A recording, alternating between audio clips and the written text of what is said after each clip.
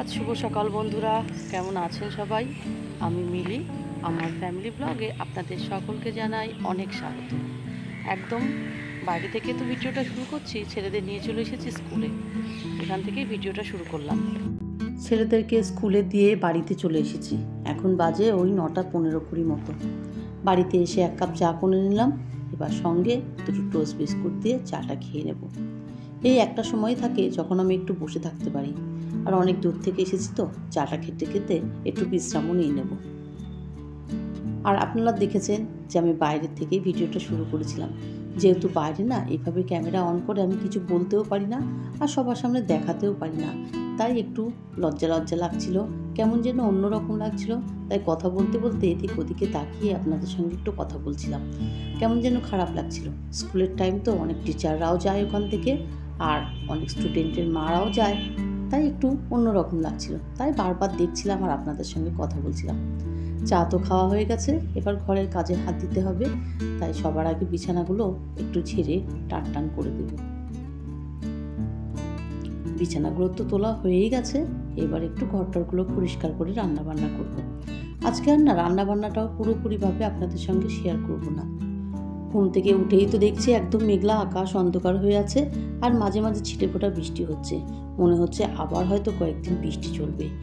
ঘরগুলো তো ঝাড় দেওয়া হয়ে গেছে, এবার ঘরগুলো মুছবো, কিন্তু তার আগে রান্নাটা বসিয়ে নিই। অনেক বেলা হয়ে গেছে।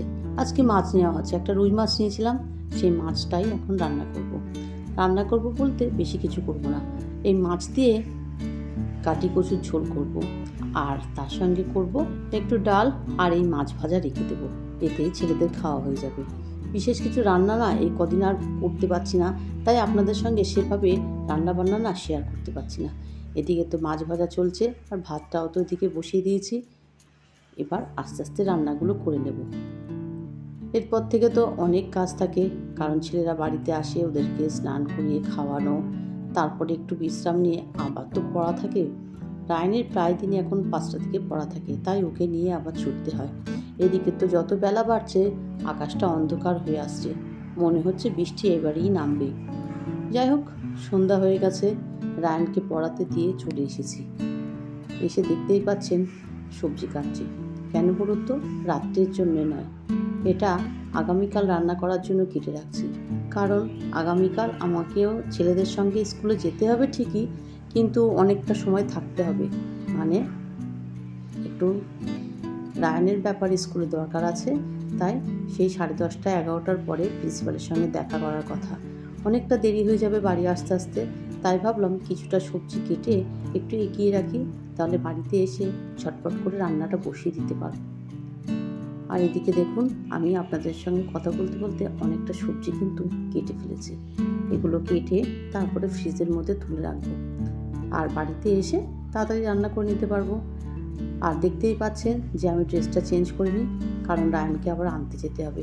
ওইদিকে কিন্তু বৃষ্টি শুরু হয়ে গেছে, জানেন তো। এখন দেখি ওদের পাপা যদি একবার যায় তাহলে আমি আর যাব না, ওই জন্যে না ড্রেসটা চেঞ্জ করলাম না।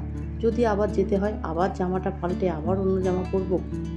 রিজু পড়তে বসে গেছে, তাই রিজুর জন্য একটু হরলিক্স করে দিচ্ছি, ও এটা খা, আর আমি ততক্ষণ রায়নকে নিয়ে চলে আসবো।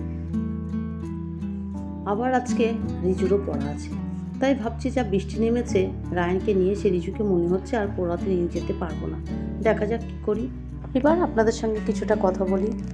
একদিকে সংসার, বাচ্চাদের সামলানো, তার উপর ইউটিউব, মানে বুঝতেই পাচ্ছেন যারা ইউটিউবে ভিডিও করেন কতটা কষ্টসাধ্য। সকাল থেকে রাত পর্যন্ত ভিডিও করে সেটাকে আপলোড করা পর্যন্ত অনেকটা সময় থাকে, আর মাথায় একটা চিন্তাও থাকে যে আমাকে ভিডিও ছাড়তে হবে। কিন্তু সব ঠিক আছে, তার মধ্যেও যদি আপনারা আমার পাশে না থাকেন তাহলে মনটা একটু খারাপ হয়ে যায়। কারণ আপনাদের একটা ছোট্ট কমেন্ট আর আপনাদের সাপোর্ট পরবর্তী ভিডিও বানানোর জন্য আমাকে অনেক বেশি আগ্রহী আর উৎসাহী করে তোলে। তাই প্লিজ আপনারা আমার পাশে থাকুন, সঙ্গে থাকুন, আমাকে সাপোর্ট করুন। আজ এখানেই শেষ করছি। আজ তাহলে আসি, আবার আসবো নতুন একটা ভিডিও নিয়ে। সবাই খুব ভালো থাকবেন, সুস্থ থাকবেন, সাবধানে থাকবেন। আর ভিডিওটা ভালো লাগলে অবশ্যই একটা লাইক করে দেবেন।